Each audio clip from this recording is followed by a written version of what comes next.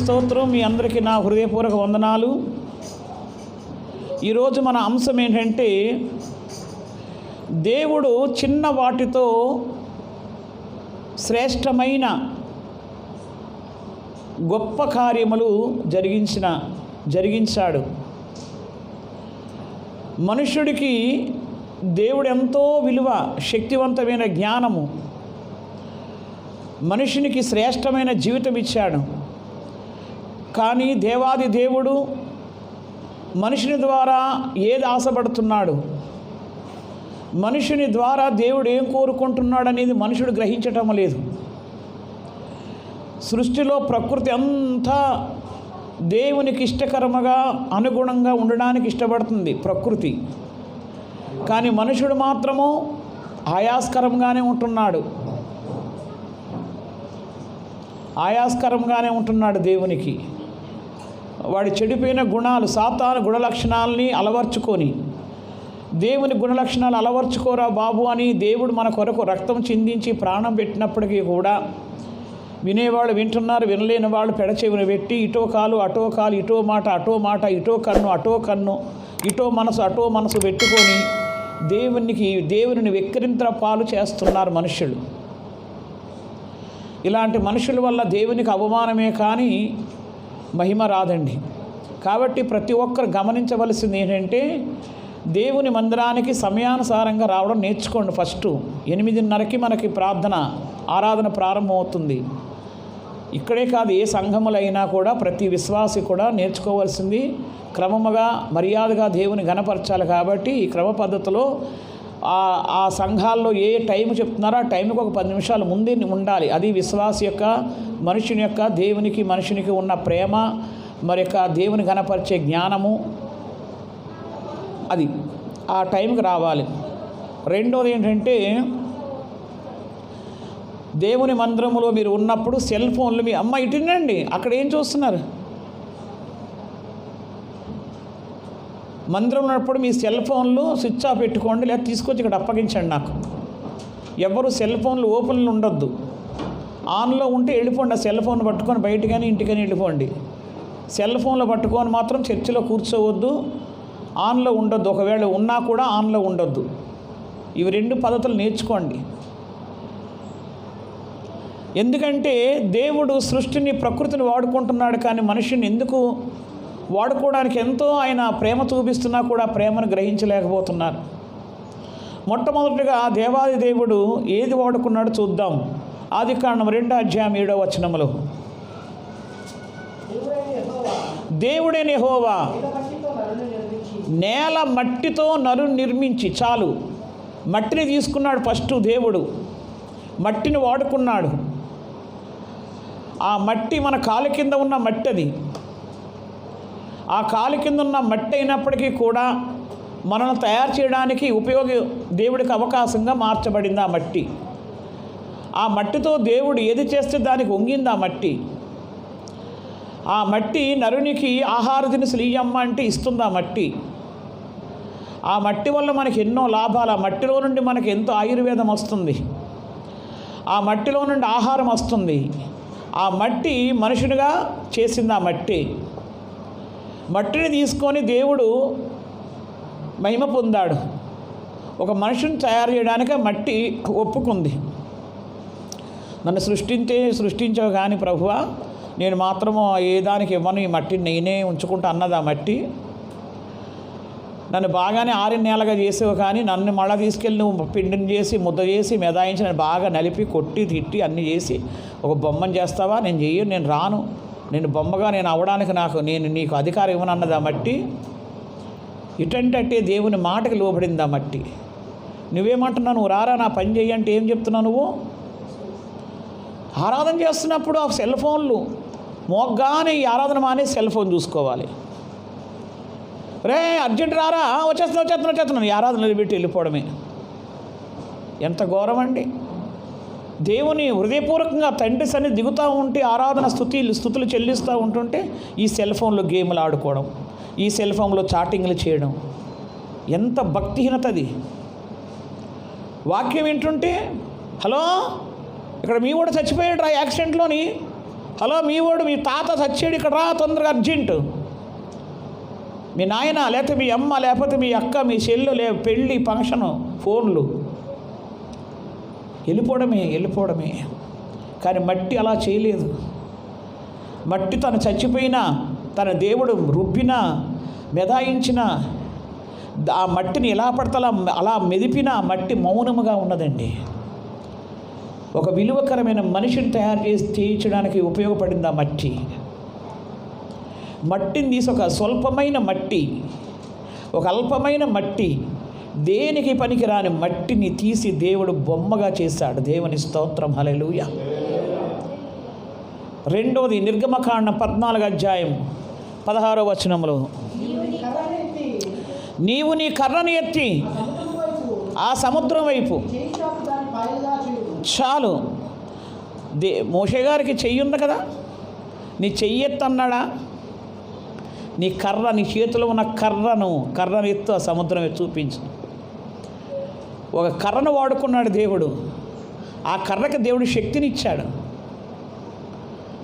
ఆ కర్ర సముద్రం వైపు చూపిస్తే 2 పాయలు వచ్చేస్తుంది. అంటే కర్రను చూపించగానే సముద్రానికి ఏమొచ్చింది అంటే కర్రలో ఎవరున్నారు? దేవుని మహిమ ఉంది, దేవుని శక్తి ఉంది ఆ కర్రలో. అంటే కర్రను వాడుకున్నాడు దేవుడు. మనం ఆ కర్రని దేనికి వాడతాము? కుక్కను కొట్టడానికి, దొంగను కొట్టడానికి, మనుషుల్ని కొట్టడానికి, పిల్లల్ని కొట్టడానికి, ఆ కర్రని మనం పడుకోవడానికి, మనం ఇలా నిలబడడానికి ఎన్నో రకాలు ఉపయోగించుకుంటున్నాం. ఆ కర్రని మనం వాడుకుంటున్నాము. దేవుడు కూడా కర్రని, ఆ కర్ర దేవుడు చెప్తున్నట్టుగా విన్నది ఆ కర్ర కూడా. నేను ఒక్కొక్క రిఫరెన్సే తీస్తున్నా, రిఫరెన్స్ చాలా ఉన్నాయి. కానీ కర్ర దేవునికి మహిమకరముగా ఉపయోగపడడానికి కర్ర ఒప్పుకుంది. నాయనా, నన్ను చెట్టుగా చేసేవి, కానీ నేను ఇలాగా దీనికి నేను చెక్కబడి నీ చేతిలో కర్రలాగా, లేదా నీ భక్తుల చేతిలో కర్రలాగా ఉండాలంటే నాతో కాని పనిదే ఏడైతుంది నాకు. నేను పెద్ద చెట్టు అయినా, పెద్ద వృక్షమైనా, నేను పెద్ద పళ్ళు ఇచ్చినా, పెద్దగా అందరూ నేడేస్తున్నాను, నన్ను మళ్ళా నువ్వు కొట్టేసి కర్రగా చేస్తావా అన్నది ఆ చెట్టు. మనం ఎన్ని సాకులు చెప్తామో, టైంకి రండి రా బాబు అంటే ఎన్ని సాకులు దానికి, ఎన్ని సాకులో, పనికిమాలిన సాకులండి. దేవుడు అలా నీకు సాకు చెప్తే నువ్వు బతకగలవా? ఒకసారి ఆలోచన చేయి. ఎందుకు నీకు ఆ సాకు? నువ్వు దేవునికి ఎందుకు ఉపయోగపడలేకపోతున్నావు? దేవుడు ఏదన్నంటే ముఖం మాడుస్తావు, సేవకులు ఏదనంటే ముఖం మాడుస్తావు, పక్కోడు ఏదన్నంటే ముఖం మాడుస్తావు. కానీ నీ లోపల ఉన్న ఆ బలహీనత ఏంటి, ఆ భక్తిహీనత ఏంటో ఒక్కసారి గ్రహించు. కర్ర అలాగ అనలేదు, సాకు చెప్పలేదు, ఉపయోగపడింది. నాయనా, నీ ఇష్టము, నీ మందిరములో నన్ను ఎలా వాడుకుంటావో వాడుకో, నీ చేతులు ఎలా వాడుకుంటావో వాడుకో, నీ భక్తుల చేతులు ఎలా వాడుకుంటావో వాడుకో. ఆ చెట్టు దేవునికి అప్పగించుకుందండి, సమర్పించుకుంది. వెంటనే దేవుడు అది కర్రగా చెక్కి మోషే చేతికి అందించాడు.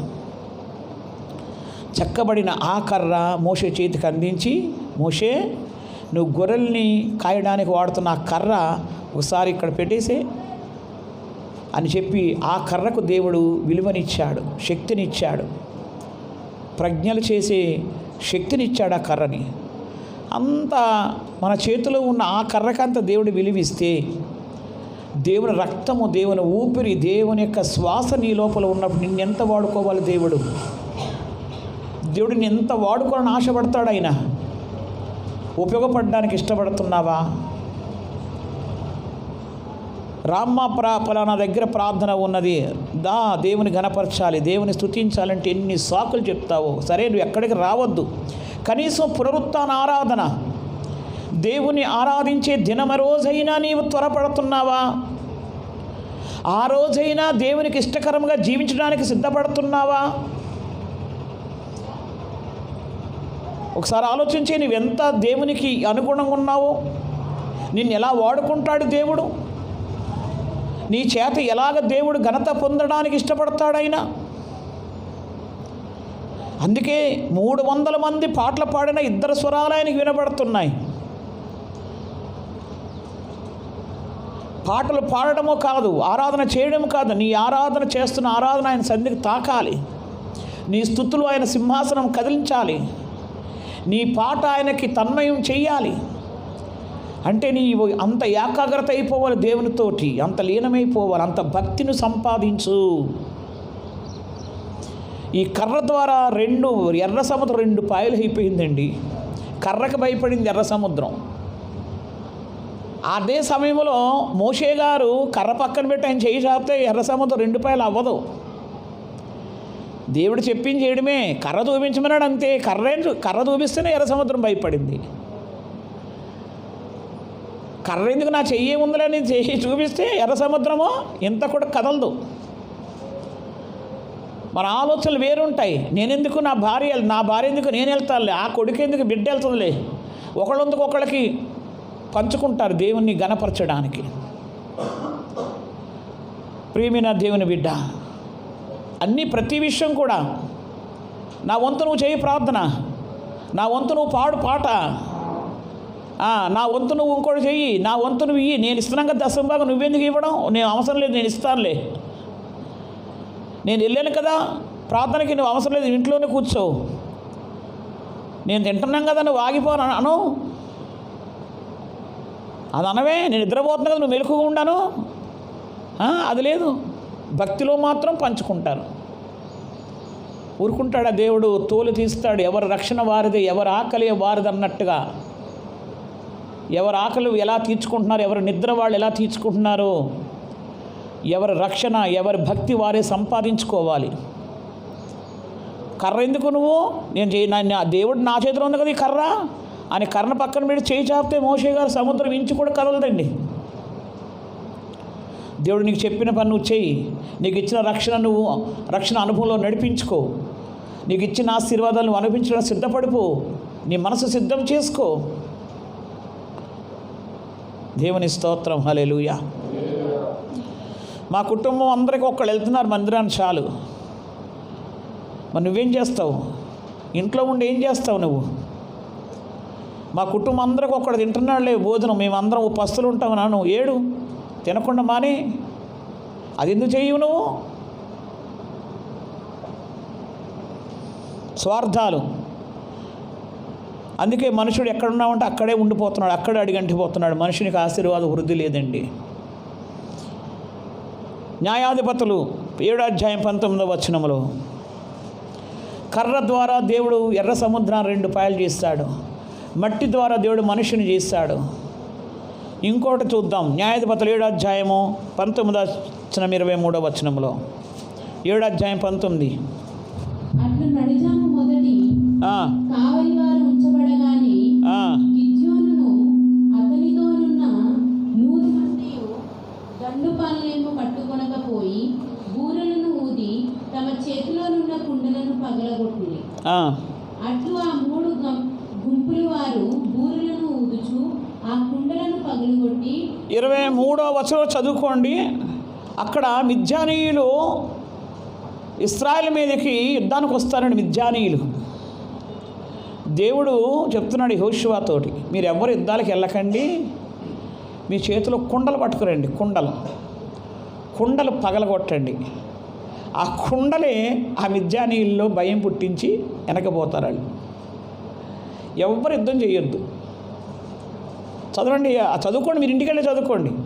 కుండల్ని వాడుకుంటాడు దేవుడు. మిద్యానీయులతో యుద్ధానికి దేవుడు కుండని వాడుకుంటాడు. యుద్ధానికి వచ్చేస్తారు అందరూ కూడా, 1000 మంది వస్తున్నారు మీదికి. వస్తుంటే వీళ్ళు ఇక్కడ ఏం చేశారు? బూరలు ఊది స్తుతులు చెల్లించి గంతులు వేసి కేకలు వేసి దేవుని ఆరాధించి వాళ్ళ చేతుల్లో ఉన్న కుండలన్నీ ఒకటేసారి భడాక్కమని కింద పగలగొట్టారు. ఆ కుండల శబ్దానికి వాడు అదిరిపోయి యుద్ధం రాలే. కుండ పగలగొట్టగానే ఆ శబ్దం వాళ్ళకి చెవులు గింగిరం అన్నదంట. ఆ యుద్ధానికి దేవుడు ఎవరిని వాడుకున్నాడు? కుండను వాడుకున్నాడు. నువ్వు అనుకుంటున్నావు నేనే మునగాడి, నేనే హీరో అని, నా ద్వారానే నేనుంటేనే.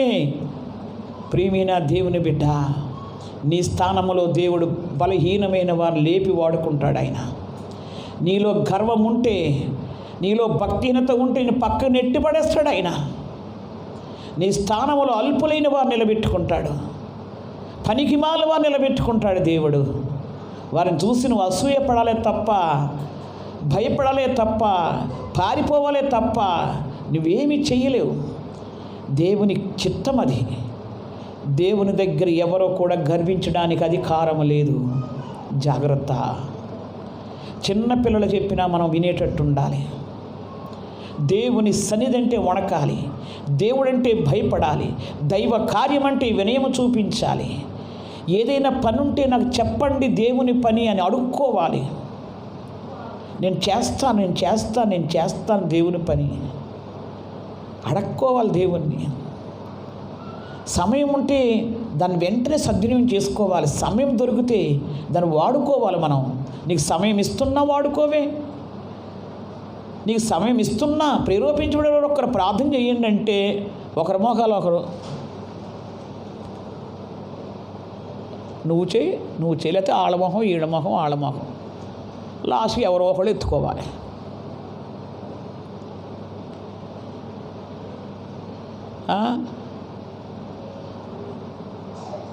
ప్రేరేపించబడిన వారు రా, మాకు పాట పాడదు కానీ రా అంటే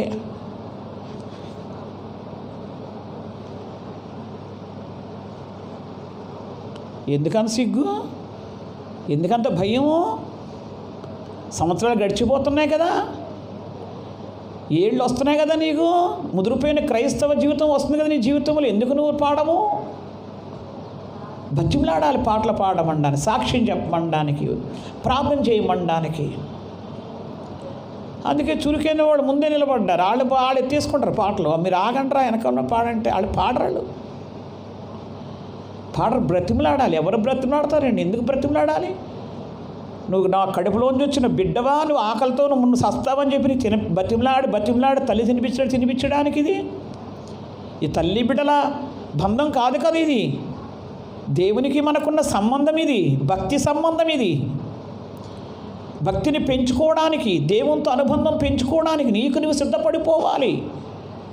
నీకు నువ్వు చురుగ్గా తయారవ్వాలి. నేను ఆయన పని ఏదైనా ఉంటే చేస్తాను, నిలబడిపోవాలి. లేకపోతే నీ స్థానంలో దేవుడు ఇంకొకరిని వాడుకుంటాడు. ఎవరా వాళ్ళు అంటే వాళ్ళు ఏ పెద్ద జ్ఞానవంతులు కాదు, ధనవంతులు కాదు, చదువుకున్న వారు కాదు, పనికి మాలిన వారు, జ్ఞానము లేని వారు, చదువు లేని వారు దేవుడు నిలబెట్టుకొని వాడుకుంటాడు ఆ స్థలంలో. దేవుని స్తోత్రం, హల్లెలూయా. ఒక 10 సంవత్సరాల నుండి ఒక కంపెనీలో ఒక చీఫర్ పోస్టు చేస్తున్న ఒక పనివాడు పొద్దున్నే లేవగానే వెళ్ళి ఆ కంపెనీ అంతా శుభ్రంగా ఊడ్చి ఆఫీసర్ల రూములన్నీ కూడా తుడిచి, ఆయన ఫస్ట్ జాయిన్ అయ్యింది ఏంటంటే పాపం ఉద్యోగం లేక ఆ పనికి జాయిన్ అయ్యాడు. చదువు ఉంది ఆయనకి. అయ్యా నాకు చదువు ఉంది, డిగ్రీలు ఉన్నాయి, అవి ఉన్నాయి, ఇవన్నీ అని చూపించాడు. అయ్యో బాబు మరి నీకు తగిన పోస్ట్ ఇక్కడ ఏమీ లేదు, నువ్వు ఫస్ట్ అయితే నీకు ఏదైనా ఈ కంపెనీలో పని అడుగుతున్నావు కాబట్టి ఇది ఒక చిన్న పని ఇస్తాము, అది చేసుకో. ఏంటయ్యా పని?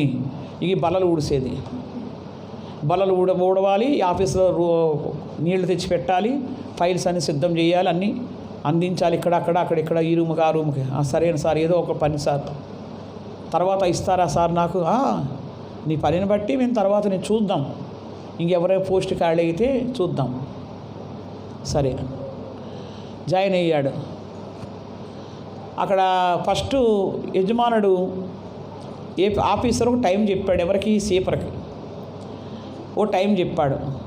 నేను 8 గంటలకల్లా వచ్చి బల్ల దగ్గర కూర్చుంటాను, 8వ గంటకల్లా నువ్వు నాకు మొత్తం అంతా శుభ్రం చేసి ఫైళ్ళన్నీ నాకు టేబుల్ ముందు పెట్టాలి, ఎవరి ఫైళ్ళు వాళ్ళ ముందు పెట్టియాలి, ఇక అక్కడ అన్నీ కూడా అక్కడ ఉంటాయి, మళ్ళీ అక్కడ తీసుకెళ్ళి సాయంత్రం అక్కడ పెట్టాలి, అప్పుడు నువ్వు వెళ్ళాలని అన్నీ చెప్పాడు, క్రమాలన్నీ.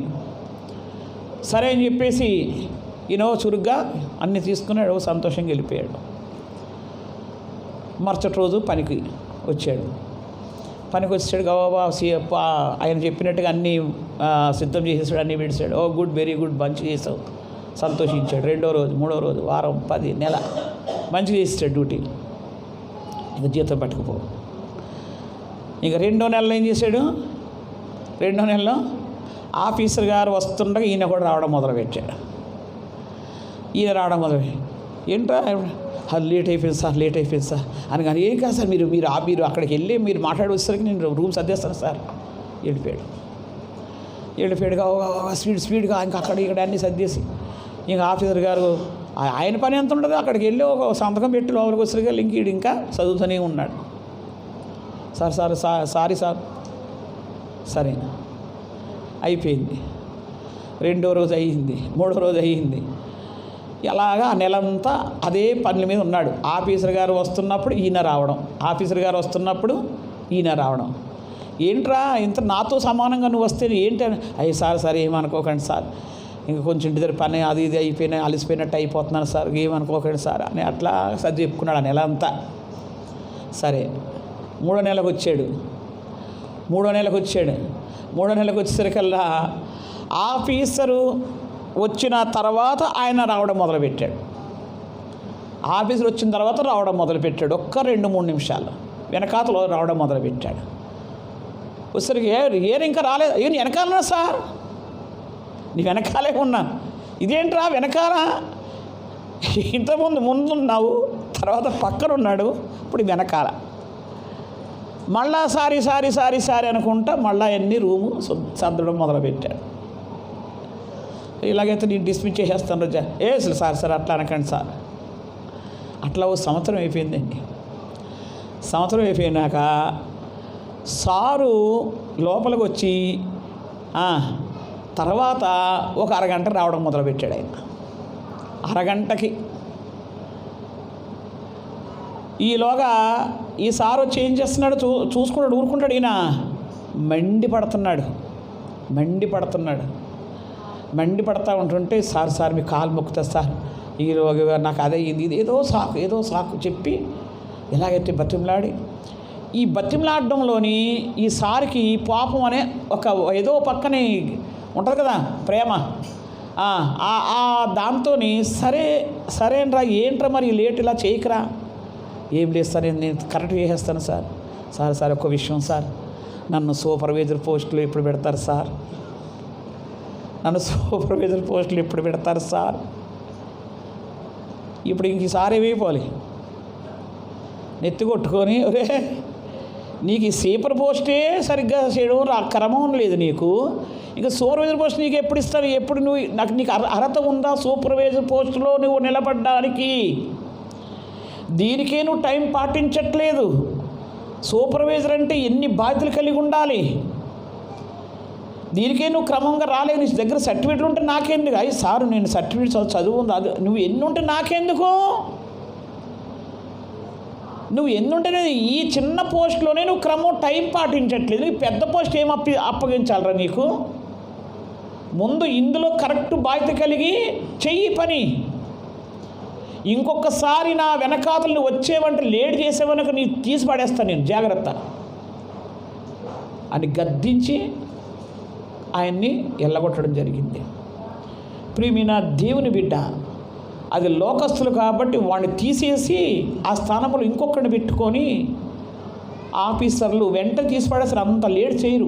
ప్రేమను బట్టి ఆయన బ్రతిమలాడిని బట్టి 1 సంవత్సరం వరకు చూశాడు ఆ పనిని. కానీ ఆ సంవత్సరమైనా కూడా ఆయనకి ఎంతో లాసు, ఆ డెస్క్లోనే కూర్చోవడం, మళ్ళా ఆయన తుడిచే వరకు లోపలికి ఈసారి రాకపోవడం, ఎన్ని పనులు ఆగిపోయినాయో, ఎంత నష్టపోయాడు ఆ యజమానుడు. ఆ నష్టం వీడికి తెలిసినా, ఈ పనికి మాలినోడు తెలిసినా, ఈ పని చేసేటోడికి బతిమలాడి పని చేసి నెల జీతం సంపాదించి సంతోషంగా వెళ్ళిపోయేవాడు. కానీ ఆ ఓనర్ ఎంత నష్టపోయాడు. వెంటనే 2వ సంవత్సరం సూపర్వైజర్ పోస్టులో నీ ముఖం నడివిడికెళ్ళి, కానీ దేవాది దేవుడు క్షమించి వదిలేస్తున్నాడు మనల్ని. ఈ వారం కాకపోతే ఇంకొక వారం నేర్చుకుంటారేమో చెప్పుతున్నాడు, క్షమిస్తున్నాడు. వారాలు నెలలు సంవత్సరాలు గడిచిపోతున్నాయి, కానీ ఇంకా నీలో క్రమం రావటం లేదు. దేవుని బిడ్డ, ఒక్కసారి ఆలోచన చేయి. నువ్వు ఇందులోనే క్రమము లేదంటే ఇక నీకు సూపర్వైజర్ పోస్ట్ ఏమొస్తుంది, ఎండి పోస్ట్ ఏమొస్తుంది, ఇంకో పెద్ద పోస్టులు నువ్వేం కూర్చోగలవు? ఆలోచించేయి. దేవుడు కుండను వాడుకున్నాడు యుద్ధానికి, కుండను వాడుకున్నాడు. ఆ సమయానికి దేవుడు ఏది ఉంటే అది వాడుకుంటాడు. ఎవరిని పడితే వాళ్ళని వాడుకుంటాడు. హృదయపూర్వకమైన భక్తి గల వారిని, దేవునియందు భయభక్తులు గల వారిని వాడుకుంటాడు. నన్ను వాడుకోలేదేమిటి అని నువ్వు వారి మీద, దేవుని మీద, సంఘం మీద, విశ్వాసుల మీద, ప్రజల మీద, ఇంటి వారి మీద, కుటుంబం మీద, ఎవరి మీద నువ్వు దాడి చేయడానికి నీకు అధికారం లేదు. దేవుని సన్నిధి. నీ శరీర సంబంధించిన పనులు కాదివి, నీ శరీర సంబంధించిన ఆఫీసులు, పోస్టులు కాదివి. ఆత్మ సంబంధమైన విషయాలు. భయభక్తులు కలిగి జీవించడానికి సిద్ధపడండి. సమయం ఎంతో లేదు, కోత విస్తారంగా ఉంది. లోకములో చిన్న వైరస్ను పంపించి ప్రకృతిని గడగడలాడిస్తున్నాడు దేవాది దేవుడు. అమ్మో కరోనా, అమ్మో కరోనా, అమ్మో కరోనా అంటున్నారు. ఎవరికి భయపడిన వాడు కరోనాకు భయపడుతున్నాడు. నువ్వు దేవుని యందు హత్తుకొని భయభక్తులు కలిగి ఉంటే కరోనా నీకు భయపడి బయటికి వెళ్ళిపోతుంది. లేకపోతే కరోనా నిన్ను భయపెట్టిస్తుంది. ప్రకృతి ద్వారా దేవుడు జనాల్ని, రాజుల్ని, చక్రవర్తుల్ని, అధికారులు భయపెట్టించే శక్తిమంతుడు ఆయన. ప్రకృతిని ఒక్కసారి దేవుడు ఆజ్ఞాపించాడంటే అది విజృంభించిందంటే చక్రవర్తులు ఏమీ చేయలేరు, పదవిలో ఉన్నవారు ఏం చేయలేరు, రాష్ట్రపతి, గవర్నర్ ఎవడేం చేయలేడు, ఏ ప్రెసిడెంట్ కూడాను. జాగ్రత్త. మన ఎంతటి వారం, ఏ పార్టీ వారు మనుషుడు. దేవుడు యుద్ధంలో వెనక్కి పంపించేశాడు. యుద్ధం చేయకుండానే, మనిషి కర్ర తిప్పకుండానే. న్యాయాధిపతులు 7వ అధ్యాయము 19 ఎంతమంది చూద్దాం అక్కడ. అట్లు నడిజాము మొదటి కావలివారు ఉంచబడగానే గిద్యోనును అతనితోనున్న 100 మందియు దండుపాళెము కొట్ట కొనకు పోయి బూరలను ఊది తమ చేతులలోనున్న కుండలను పగలగొట్టిరి. అట్లు ఆ 3 గుంపుల వారు బూరలను ఊదుచు ఆ కుండలను పగలగొట్టి ఎడమ చేతులో దివిటీలను, కుడి చేతిలో ఊదుటకు బూరలను పట్టుకొని యెహోవా ఖడ్గము, గిద్యోను ఖడ్గము అని కేకలు వేసిరి. 23వ వచనంలో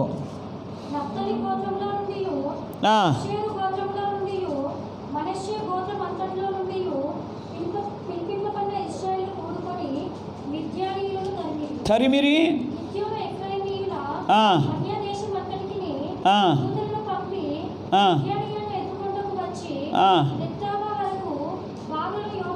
తరిమిరి. ఇక్కడ సంఖ్య లేదండి. ఇక్కడ సంఖ్య లేదు. ఎంతమంది యుద్ధం వచ్చారో, యుద్ధంలో ఉన్న వారందరూ కూడా ఈ బూరలు ఊదగానే, ఈ కుండలు పగలగొట్టగానే వారు తరిమి కొట్టారు. దేవుని స్తోత్రం, హల్లెలూయా. కుండల ద్వారా దేవుడు శత్రుల్ని ఓడించాడు. యుద్ధంలో ఆయన వాడుకున్నాడు కుండల్ని. కాబట్టి మనము దేవునికి మహిమకరముగా ఉండాలి.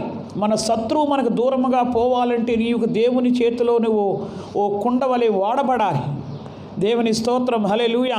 న్యాయాధిపతులు 15వ అధ్యాయము 14వ వచనము. న్యాయాధిపతులు 15, 14, 16 వచనం.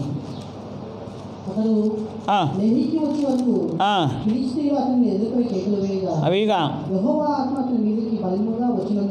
ఆత్మ అతని మీదకి బలముగా వచ్చినందున అతని చేతిలో కట్టబడిన తాళ్ళు అగ్ని చేత కాల్చబడిన జనపనారవలే ఆయను సంఖ్యలను అతని చేతి నుండి విడిపోయిను. గాడిద యొక్క పచ్చి దవడ ఎముకయు కనుకొని చేయి చాచి పట్టుకొని చూసారండి. గాడిద ఎవరు ఫిలిష్తీయులు ఏం చేశారు? సంసోన్ని గొలుసులతో కట్టిపడేశారు. గొలుసులతో ఇలా మొత్తం చేతులు వెనక్కబెట్టి మొత్తం కట్టిపడేశారు. ఫిలిష్తీయులు అందరూ వచ్చేసారు మీదకి. వచ్చేస్తుంటే సంసోను ఒక్కసారి తండ్రిని ధ్యానించాడు. వెంటనే యెహోవా ఆత్మ ఆయన మీదకి దిగిన వెంటనే ఏమైపోయింది? జనపనారవలే కట్లన్నీ అగ్నితో కాల్చి కింద పడిపోయింది. పడిపోయిన తర్వాత అప్పుడు ఏం చేశాడు? చూసుకున్నాడు అక్కడ ఏమున్నది వీళ్ళని చంపడానికి. అని చూస్తే ఏం కనబడింది? గాడిదగా ఎంత ఉంటుంది ఇక్కడ? ఇది దవడ ఎముక, ఎంత చేతిలో కూడా అందదు. అది ఇలా చేతిలో పెడితే చిన్నది పైకి పెట్టి ఆ గాడిద ఎముకతో ఎంతమంది చంపాడైనా 1000 మందిని చంపేశాడండి.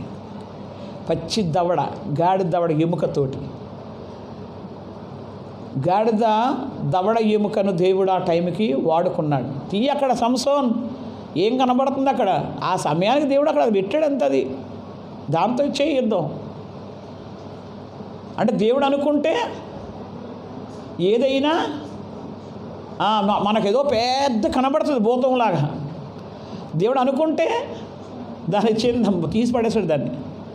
ఏమన్నీ మాయమైపోతాయి. ఏది అయ్యో దేవుడు ఏదో పెద్ద కనబడింది, ఇదేందో అబ్బో బాబా వచ్చి మీద పడిపోద్దని భయ వణికిపోయాం. కానీ ఎంత తేలికైపోయింది. మొన్న మేము తిరుపతి వెళ్ళినప్పుడు ఆ చిన్న కారు ముందు టైర్లు అరిగిపోయినాయి. ఆ మెకానిక్ అన్నాడు, ఈ టైర్లతో మీరు తిరుపతి వెళ్ళలేరు, అంత దూరం ప్రయాణం చేయలేరు, టైర్లు మార్చుకోండి, కొత్త వేయించుకోండి అన్నాడు. అంటే సరే ఆడు నాకు చెప్పలేదు. ఇలాగని అమ్మ 8,000 అవుతాయంట టైర్లకి తర్వాత చెప్పాడు. ఇంకా ఆడేమనుకున్నాడంటే అమ్మ చెప్తే ఈ టైర్లు మార్చడానికి డబ్బులు లేవు కదా, డబ్బులు ఇవ్వమంటే తిరుపతి ప్రయాణం ఆఫ్ చేసేస్తుంది, అడిగేమి వెళ్ళడానికి సరదా తిరుపతి ఆ సేవకి అని ఏం చేయడు. నాకు చెప్పలేదు. ఆడు చెప్పకుండా ఏం చేశాడు, ఆ కారు తీసుకెళ్ళి వీల్ అలైన్మెంట్ చేయించుకోండిరా అన్న. అక్కడికి వెళ్ళాడు. అక్కడికి వెళ్తే అక్కడ ఆయన చూసి, బాబు ఈ ముందున్న టైర్లు పని చేయవు, మీరు ఎక్కడికో చెప్పాడంట వాళ్ళకి, మేము ఇలా వెళ్తున్నాము మరి పని చేస్తాయా అని. పని చేయవు, ఈ సరేలే ముందు టైర్లు వెనక్కి వేస్తాలని చెప్పి అసలు వీల్ అలైన్మెంట్ చేసినోడు మనం చెప్తేనే కానీ చెయ్యడు. కానీ ఆయననే వెనక్కేసి వెనక టైర్లు ముందుకేసాడు. వేసిన తర్వాత మంచిగా మేము ఇంకా నా మనసులో కారు నడుస్తుందా నడవదా అని ఆలోచన చేయలేదు. నేను తిరుపతి వెళ్ళి అక్కడ దేవుని పని జరిగించాలి, ఈ ఆదివారము అక్కడ నేను ఉండాలి, అక్కడ తండ్రిని ఘనపరచాలి, అక్కడ బల్ల కార్యక్రమ జరిపించాలి, అక్కడ ఉన్న ఆ 4 రోజులు వారందరినీ బలపరచాలి. ఇదే నేను గురి పెట్టుకున్నాను. ఈ కారు ఎలా ఉందో నాకు తెలియదు. కానీ నా దేవుడు ఏం చేశాడు, ఆ కారుని రథంలా వాడుకున్నాడండి. రథంలాగా వాడుకున్నాడు. చక్కగా వెళ్ళిపోయాము. మళ్ళీ అక్కడ చర్చికి మేమున్న రూమ్కి, చర్చికి మరి యొక్క మమ్మల్ని పిలిచిన వారి ఇంటికి చక్కగా ఆ కారు మంచిగా తిరుగుకుంటా రోజు 4 రోజులు రథచక్రంలాగా చక్కగా వాడబడింది. మళ్ళా తిరిగి వస్తున్న దారిలో కడప వెళ్ళాము. ఆ కడపలో ఆ రాత్రి దేవుని ఘనపరిచి మళ్ళా రాత్రి 12 గంటల రాత్రి అప్పుడు మళ్ళీ అక్కడి నుంచి బయలుదేరి క్షేమంగా ఇంటికి తీసుకొచ్చారు. దేవుని స్తోత్రం, హల్లెలూయా. దేవుడు ఎంత అనుకుంటేనే ఎలాంటి పనికిమాలిన దాన్నైనా బలంగా వాడుకుంటాడు ఆయన. దేవుడు అనుకుంటే భక్తి ఉండాలి మొదటగా మన లోపల. దేవుడు ఎలా వాడుకుంటానంటే అలాగ నీవు వంగేటట్టు ఉండాలి నీ మనసు. ఫస్ట్ నువ్వు మొరాయిస్తే నేను పక్కన తోసిపడేస్తాడు. నేను వాడుకోడు, దేనికి వాడుకోడు ఆయన. కనీసం ప్రార్థన చేయడానికి నీకు మనసు రాదు. నీకు ఎందుకు రావట్లేదు ప్రార్థన చేయడానికి మనసు? నువ్వు ఆయనకి ఇష్టకరంగా లేవు కాబట్టి, నువ్వు మనసు నీకు పెడతలేదు కాబట్టి. నువ్వు ఎందుకు పాట పాడలేకపోతున్నావు? నీ మనసు ఆయనకి ఇష్టకరంగా నువ్వు పెడతలేదు కాబట్టి నువ్వు పాడలేకపోతున్నావు. నువ్వు మనసు పెట్టు, దేవునికి నీ మనసు వంచు. నీ మనసును వంచడం నేర్చుకో ఫస్ట్. దేవుడు ఎలా పడతాడో నేను వాడుకోవడానికి నీ మనసును వంచాలి. కుండ వంగింది, కర్ర వంగింది, మట్టి వంగింది, ఇప్పుడు గాడిద దవడ ఎముక వంగిందండి. దేవుని ప్రకృతి వంగుతుంది దేవునికి. మనుషుడికి ఎందుకు అంత మొరాయింపు, అంత గర్వము? దేనిని బట్టి? దేవుని బిడ్డ రోగం వచ్చిందంటే ఎందుకు పని చేయం మనం? మంచాన పడ్డామంటే అబ్బో ఘోరమైన పరిస్థితులు. దేవుడు మనకిచ్చిన ఈ క్షేమాన్ని, ఆరోగ్యాన్ని ఆయనకు ఉపయోగించు. కష్టపడు దేవుని గురించి. నీ పొట్ట కూటి కొరకు, నీ ఇంటి పనుల కొరకు నీ వంచుతలేదా? నీ మనసు నీ పిల్లలకి మేకప్లు చేయడానికి నీ మనసు వంచట్లేదా? నీ భర్తకు వంట చేయడానికి నీ మనసు వంచట్లేదా? నీ భార్య నీ పిల్లల్ని పోషించడానికి నీ మనసు వంగట్లేదా? దేవుని మహిమార్థమైన పరిచర్యకు, దేవుని ఘనపరచడానికి నీ మనసు ఎందుకు వంగటం లేదు? గర్వం ఏదో మూల పనిచేస్తుంది నీ లోపల. అది తెలవని గర్వం, సాతాను గర్వము. సాతానికి నీ మనసు ఇచ్చేసావు. అందుకే వాడు నిన్ను దీనికి వంగనివ్వట్లేదు.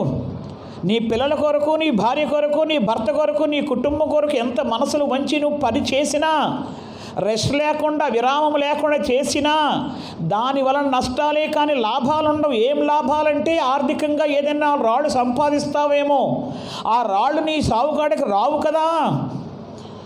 నీతో వచ్చేదేమిటి? అదే మనసు దేవునికి వంచు. నీ చావు దినం వరకు కూడా నిన్ను క్షేమముగా, నీకు ఆశీర్వాదకరముగా దేవుడు ఎన్నో వాగ్దానకరమైన ఆశీర్వాదాలు ఇచ్చి, నీకు ఎన్నో ఘనతలు ఇచ్చి, నీకెంతో పేరు ప్రఖ్యాతలు ఇచ్చి, నిన్ను భూమి మీద ఉన్న దినములన్నీ కూడా నేను ఎంతో ఘనముగా ఆయన వాడుకొని నీకు గొప్ప ఘనతనిచ్చి ఆయన రాజ్యానికి స్వాతంత్రం చేసుకుంటాడు ఆయన. కానీ దేవునికి మనసు వంచకుండా నీకు నీవు మనసు వంచుకొని నీ ఇంటి వారి కొరకు నువ్వు పనిచేస్తున్నావు కాబట్టి నీకు ఏ పేరు ప్రఖ్యాతం లేదు, ఏ ఘనత లేదు, ఏ ఆశీర్వాదం, ఏ అభివృద్ధి లేకుండా అయిపోతుంది. కాబట్టి ప్రియమైన దేవుని బిడ్డ, ప్రకృతి వంగినట్టుగా గాడిద దవడ ఎముక ఎంతదండి అది అసలు పచ్చి దవడ ఎముకది. 1000 మందిని చంపేశాడు సంసోను. ఎవరి తరం అది? దేవుడిచ్చిన శక్తి. దేవుడు అనుకుంటే క్షణం పట్టదు. ఇంకొక దగ్గర చూద్దాం.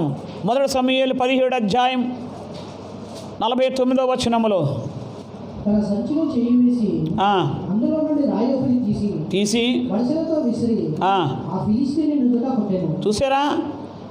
ఫిలిష్తీయుని చంపడానికి, ఆ గొల్యాతుని చంపడానికి వేల లక్షల మంది అక్కడ సింహగర్జనలు చేస్తున్నాడు గొల్యాతు. లక్షల మంది వణుకుతున్నారు, అక్కడ వణుకుతున్నారు. ఎవరు వెళ్ళగలము వాడి దగ్గరికి? 6 మూరల జానుడు ఎత్తున్నాడు. వాడిని ఎవరు చంపగలరు? వాడిని కొట్టే అర్హత మనకు ఉన్నదా? వాడి దగ్గర మనం పెట్టల్లాగా ఉన్నాం. ఏం చేయగలం? మనం వణికిపోతున్నారు అక్కడ ఉన్న సైన్యం, మిలిటరీ సైన్యం అండి. రాజు, చక్రవర్తి అందరూ వణికిపోతున్నారు. రోజులు గడిచిపోతున్నాయి. రండిరాని పిలుస్తున్నాడు, చెప్పలు తరుస్తున్నాడు, తొడలు తరుస్తున్నాడు. రండి ఇశ్రాయేలులారా, రండి నాతో గెలవండి. మీరు గెలిస్తే నేను మీకు బానిసను, నేను గెలిస్తే మీరందరూ మాకు బానిసలు అయిపోవాలి. ఛాలెంజ్ చేస్తున్నాడు గొల్యాతు.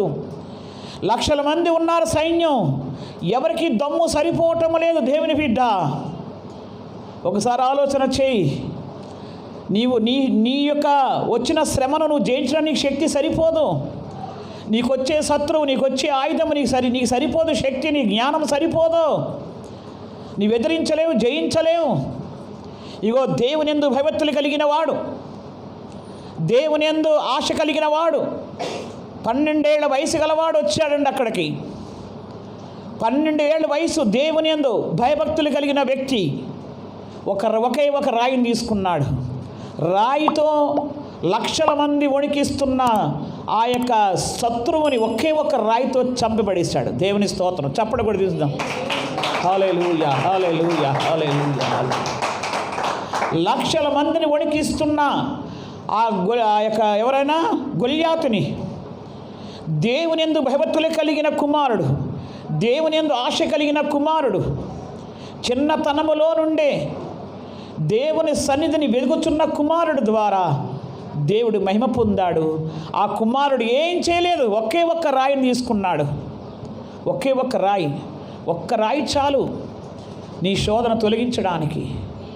నీ భక్తి, దేవునందు భయభక్తులు కలిగి ఉంటున్నావా? రాయి చాలు. దేవునందు భయభక్తులు కలిగి ఉంటున్నావా? ఎముక చాలు. దేవునందు భయభక్తులు కలిగి ఉంటున్నావు? కుండ చాలు, కర్ర చాలు, మట్టి చాలు. అవన్నీ పనికిరానివి మనకి, కానీ దేవుడు వాడుకున్నాడు వాటిని. దేవునిందు భయభక్తులు కలిగి ఉంటే, నీవు ఆశ కలిగి ఉంటే, దేవుని నిజమైన భక్తిశీలతో మొక్కడానికి నీవు వస్తే, పోటీలతో మొక్కడానికి రాక, భక్తితో మొక్కడానికి రా. ఈరోజు నా దేవుడు నాతో ఏం మాట్లాడతాడు, ఈరోజు నా దేవుడు నన్ను ఎలా వాడుకుంటాడో, నాయనా కనీసం ఒక పాట పాడడానికైనా, ఒక ప్రార్థన చేయడానికైనా నాకు అవకాశం ఈ ప్రభువా. ఎదురుచూడు. ప్రజ్ఞాపూర్ సేవకి వెళ్ళాము ఒకసారి. మేము వెళ్ళినప్పుడు శనివారం అల్రాజ్పేట వెళ్ళాము. రాత్రి అల్రాజ్పేటలో ఓడబడ్డాం గజ్వేల్ దగ్గర. ఆ మరుసటి రోజు ఆదివారం ఎక్కడ వెళ్ళాలి అని ఆలోచన చేసుకున్నప్పుడు కుమారుడు లూకాయ్య వెళ్ళి ప్రజ్ఞాపూర్లో ఒక చర్చిలోని సమయం అడిగి వచ్చాడు మొదటి రోజు శనివారం రోజు. అమ్మ రేపు ప్రజ్ఞాపూర్లోని ఒక చర్చిలో మనకి నీకు సమయం ఇస్తా అన్నారు, సిద్ధపడి పొద్దున్న వెళ్ళిపోదామంటే సరే వెళ్ళిపోయాం. నేను వెళ్ళేసరికి 10 అయింది. అక్కడ 10 గంటలకి స్టార్ట్ చేశారు వాళ్ళు. అప్పుడే స్టార్ట్ చేస్తున్నారు. వెళ్ళాం. పాస్టర్ గారు చూసి మీరేనా రాత్రి అడిగిన అబ్బాయి వచ్చి అడిగారు అంటే నేనేనండి అన్నాను. సరే కూర్చోండి అన్నారు. నన్ను పిలిచి కూర్చోబెట్టిన ఆయన వేరే దగ్గరికి వెళ్ళిపోయాడు. ఆయన తర్వాత పాస్టర్ గారు వచ్చారు, ఆ చర్చి పాస్టర్ గారు. ఆ పాస్టర్ గారికి నా సంగతి తెలియదు, ఆయన చెప్పలేదు. ఇంక చూడండి, ఇంక నేను పాటలు అయిపోయినాయి, కీర్తన అయిపోయింది, ప్రార్థనలు అయిపోయినాయి, అన్నీ అయిపోతున్నాయి. ఇప్పుడు పిలుస్తారేమో నన్ను, ఇప్పుడు పిలుస్తారేమో, పాటలు అయిపోయినాక పిలుస్తారేమో, ప్రార్థన అయిపోయినాక పిలుస్తారేమో, కీర్తన అయిపోయినాక పిలుస్తారేమో. కీర్తన అయిపోయింది, వాకింగ్ కూడా ఆయన లేచి చెప్తున్నారు. ఇంక నాకు చూడు అంత టెన్షన్ కాదండి. ప్రభువా ఈరోజు నన్ను వాడుకోవా నాయన, ఈ ఆదివారం నేను మౌనముగా ఉండాలా తండ్రి. అయ్యా ఈ ఒక్క వారం నేను మౌనముగా ఉంటే నేను బతకగలను అయ్యా, నన్ను ఎందుకు మౌనంగా పెట్టేసేవయ్యా, నేను నీకు పనికిరానా, నేను ఎందుకు పనికిరానా, నన్ను వదిలేసావా. ఏడిచేస్తున్నానండి, లోపల ఏడిచేస్తున్నాను, బాధపడిపోతున్నాను. నన్ను ఎందుకు నువ్వు వాడుకోవట్లేదు, నేను తప్పు చేసేనా నాయనా, ఈరోజు ఎందుకు నన్ను నోరు మౌనంగా పెట్టించో అయ్యా, నేను ఏదో తప్పు చేశానయ్యా, నన్ను క్షమించు తండ్రి, నన్ను వాడుకో ప్రభు, ఆయన పిలవట్లేదయ్యా, ఈరోజు నేను చెప్పకుండా ఎలా ఉండాలయ్యా. ఇక లోపల అంతరంగంలో గోల ఏడుపు ఏడుస్తున్నాను. పైకి అలా వింటున్నాను, కానీ లోపలంతా దేవునితో ఏడిపే బాధనే. అంతా పాస్టర్ గారు వాక్యం చెప్తూ ఆపి, సిస్టర్ గారు మీరు ఏమన్నా 2 మాటలు చెప్తారేమో చెప్పండి అన్నారు. అబ్బా ఎంత ధన్యత అది, ఎంత ఆశ్చర్యం అది, ఎంత ఆశ్చర్యమండి అది. ఆయన వాక్యం చెప్తూ ఆగి, సిస్టర్ గారు మీరు ఏదన్నా మాటలు చెప్పాలనుకుంటున్నారో 2 మాటలు చెప్పండి మీరు అన్నారు. ఆయన ముగించేసి తొందరగా సగంలో ముగించేసి సరేనయ్యా అని లేచి ఇంక స్టార్ట్ చేశానండి. స్టార్ట్ చేసిన నాకు అప్పుడు ఆయన సమయం ఎంత ఇచ్చారు, ఆయన ఎన్ని గంటలకు ఇచ్చారు, 1 గంటకి ఇచ్చారు. ఆయన వాక్యం సగంలో ముగించి 1 గంటకి నేను స్టార్ట్ చేస్తే 3 అయిపోయింది, ముగించాను. ఇంకా వాళ్ళ సంతోషం అంతా కాదు. అయ్యో సిస్టర్ గారు మీరు ఇంత చెప్పారని సంగతి మనకు ముందు ఎందుకు చెప్పలేదు అని పాస్టర్ గారు అడిగారు. అయ్యో మేము రాత్రి కబురు పెట్టామండి, అయ్యో అయితే ఆయన నాకు చెప్పలేదండి, ఆయన సంఘ పెద్ద, ఆయన వేరే దగ్గరికి వెళ్ళాడు ఆయన అని చెప్పి అన్నారు. అట్లాగయింది. అంటే ఆశ నేనేం చేస్తుంది అక్కడ, నీ లోపల ఉండాలి, ఆ దుఃఖం ఉండాలి. ప్రభువా ఈరోజు నేను పాడాలి, ఈరోజు నేను ప్రార్థన చేయాలి, నేను ముందుకు వెళ్ళాలి, నేను ముందుగా పాటల వరుసలో కూర్చోవాలి, ఈరోజు నేను మనసారా స్తుతులు చెల్లించాలి, ఈరోజు నాకు ఏదైనా సమయమే. నాకు నీ ఆశ ఏది? ఆశ లేదు, దోశ లేదు, పిలిస్తే పలకము, చెప్పినా కూడా అవకాశం ఇచ్చినా కూడా ముద్దపప్పే, మౌనం నోరు తెరము, ఎవరైనా పాటలు పాడితే సప్పుడు కనీసం పెదాలు కూడా కదపం, పెదాలు కదిపితే స్వరం రాదు బయటికి. ఏంటి ఘోరమైన పరిస్థితి దేవుని బిడ్డ, ఓసారి ఆలోచన చేసుకో. నీ నీచమైన మనసు ఎలా ఉన్నదో, నీకు దేవుని మహిమకరమైన మనసా, నీచకరమైన మనసా, హీనకరమైన మనసు ఉందా దేవుని పట్ల? దేవుడు వాడుకోవడానికి ఇష్టపడుతున్నాడు, నువ్వు రాకనే దేవుడు వాటిని వాడుకుంటున్నాడు, వారిని వాడుకుంటున్నాడు, వీరిని వాడుకుంటున్నాడు, ఎముకను వాడుకుంటున్నాడు, కొండను వాడుకుంటున్నాడు. ఇక్కడ ఏం వాడుకున్నాడు? రాయిని వాడుకున్నాడు దేవుడు. ఎవరి ద్వారా రాయి విసరడానికి ఒక మనిషి ఉండాలి కదా. ఈ లక్షల మందికి ఆ సత్తా లేదు, ఈ లక్షల మందికి ఆ జ్ఞానం లేదు. మళ్ళీ దావీదు కంటే పెద్దవారు అన్నదమ్ములు ఉన్నారు అక్కడ, ఆరితేరిన ఆర్మీ ఉన్నది అక్కడ, కానీ ఎవరిని దేవుడు వాడుకోలేదు. యెహోవా యందు భయభక్తులు కలిగిన వ్యక్తిని వాడుకున్నాడు అక్కడ. ఆ వ్యక్తికి రాయి ఇచ్చాడు, రాయితో కొట్రా బాబు, ఒక్కటే సూటుగా కొడితే దేవుడు ఏం చేశాడు? చంపిపడేశాడు. దేవుని స్తోత్రం, హల్లెలూయా. నువ్వు దేవుని యందు భయభక్తులు కలిగి ఉంటే నిన్ను తప్పకుండా దేవుడు వాడుకుంటాడు. నీలో దేవుని యందు భయభక్తులు లేకుండా ఏదో ఇగో కొరకు నువ్వు ఏదైనా అనుకుంటే నిన్ను పక్కన పడేస్తాడు. జాగ్రత్త. అది ఎక్కడైనా సరే, ఎవరైనా సరే, సేవకుడైనా, బిషప్ అయినా, వాడు కూడా ఆయనకి ఇష్టం ఉండదు. ఒకవేళ నీ జ్ఞానముతో నువ్వు బోధలు చేస్తే వెళ్ళదు ఆయన దగ్గరికి, ఎవరి హృదయాల్లోకి వెళ్ళవై, కార్యం జరగదు. అందుకే దేవుడు పౌలు భక్తుడు యేసుప్రభు శిష్యులు వచ్చి బోధకుడు వీళ్ళు ఎవరో మనకు తెలియదు, కానీ బోధిస్తున్నారంటే బోధించని కక్షతో మిషతో అని బోధించి నన్నే కదా ప్రకటిస్తున్నారు, వాళ్ళు ఏమనకండి మీరు అంటున్నాడు దేవుడు. దేవుని స్తోత్రం, హల్లెలూయా. ఇంకోటి చెప్పి నేను ముగిస్తాను. ఇంకోటి మత్తయి సువార్త 14వ అధ్యాయం 17వ వచనంలో ఇక్కడ మన యొద్ద 5 రొట్టెలను 2 చేపలను తప్ప మరేమీ లేదని ఆయనతో చెప్పింది. చూసారా, 5 రొట్టెలు 2 చిన్న చేపలంట. ఎంతమంది పెట్టాడు దేవుడు? 5,000 మందికి ఆహారం అంటే మనం ఎన్ని పెట్టాలి? ఎన్ని బియ్యం ఉండాలి? ఎన్ని చేపలు తేవాలి? ఎన్ని కిలోలు తేవాలి? ఎన్ని రొట్టెలు పెంచాలి? 5,000 మందికి ఆహారం. 5,000 మంది పురుషులు, మళ్ళీ స్త్రీలు కాదు, పిల్లలు కాదు. కానీ దేవుడు ఏం చేశాడు? రొట్టెను చేపల్ని వాడుకున్నాడు. ఈ రొట్టె 5 రొట్టెలు 2 చిన్న చేపలు. ప్రభువా, మేము ఆహారంగా మారుతాము నాయన, మమ్మల్ని వాడుకో అన్నాయి. రొట్టెలు వచ్చి చేపలు వచ్చినాయి. మీ దగ్గర ఎవరి దగ్గర ఏమున్నా ఇవ్వండి అంటే, మా దగ్గర ఏమీ లేవు, ఇంతమందికి ఎక్కడ మేము పెట్టాలి? ఇంతమందికి ఆహారం మాకు లేదు. ప్రార్థన పెట్టండి. ఎంతమంది వస్తారు? 10 మంది అయితే మాకు చేత కాదు. మరి ఎంతమంది రావాలి? 2-3 వస్తే మేము ప్రార్థన కూటం పెట్టించుకుంటాం. ఉద్యోగ సభలు పెట్టండి. ఎంత ఖర్చు అవుతుంది? అంత ఖర్చు అయితే మేము పెట్టలేము. ఏదో 1,000-2,000 అంటే ఇవ్వగలం, చేయగలం. కానీ ఈ చిన్న కుమారుడు వచ్చి, అయ్యా నా దగ్గర ఉన్నాయి 2 చిన్న చేపలు, 5 రొట్టెలు ఉన్నాయి, ఇలాగీ ఆయనకున్నది నీకు ఆయనకు అప్పగించేసి నీకున్నది ఆయన చూసుకుంటాడు. నువ్వెందుకు దాచుకుంటావు? నువ్వెందుకు పంచుకుంటావు? నువ్వెందుకు లెక్కలు వేసుకుంటావు? నీకు ఏది ఉందో అది దేవుని చేతికి అప్పగించేసి. అది చేత కాదు. అది ఆయన ఏం చేశాడు? ఆయన 5,000 మందికి పెంచాడండి. ఆ చేపలు రొట్టెలు అన్నీ, అయ్యా మమ్మల్ని వాడుకో, నీవు ఎంతమందికి మమ్మల్ని ముక్కలు చేసి పంచుతావు పనిచేసుకో, ఎంతమందికి మమ్మల్ని చీల్చి ఎండేసి పనిచేసుకో. దేవుడు కృతజ్ఞతాస్తులు చెల్లించి దీవించి 5,000 మందికి ఆహారంగా పెట్టి, ఇంకా ఆడపిల్లలకి చిన్నపిల్లలకి అందరికీ పంచిపెట్టాడు. ఇంకా మిగిలిపోయిన 12 గంపలు. దేవుని స్తోత్రం, హల్లెలూయా. ఆశీర్వాదంగా మార్చే దేవుడు ఆయన. నీ మనసు హృదయపూర్వకంగా ఆయనకు సమర్పించాలి. నీ మనస్సు హృదయపూర్వకంగా దేవునికి ఇవ్వాలి. నీ జీవితం దేవునికి అప్పగించు. ఎక్కడో నిర్లక్ష్యం. నువ్వు అనుకుంటున్నావు నేను మనసంతా ఇచ్చేసాను, ఇంకేంటి దేవునికి అంటావు. నాకు కనబడిన తప్పులు ఎన్నో కనబడుతున్నాయి. నువ్వు అనుకుంటున్నావు నా మనసంతా దేవునికి ఇచ్చాను, ఇంకేం చేయాలి, కానీ నేను చూస్తున్న కాడికి ఎన్నో తప్పులు కనబడుతున్నాయి నీ దగ్గర. ఇంక మరి దేవునికి ఇంకా కనబడిన ఎన్నో కనబడుతున్నాయి.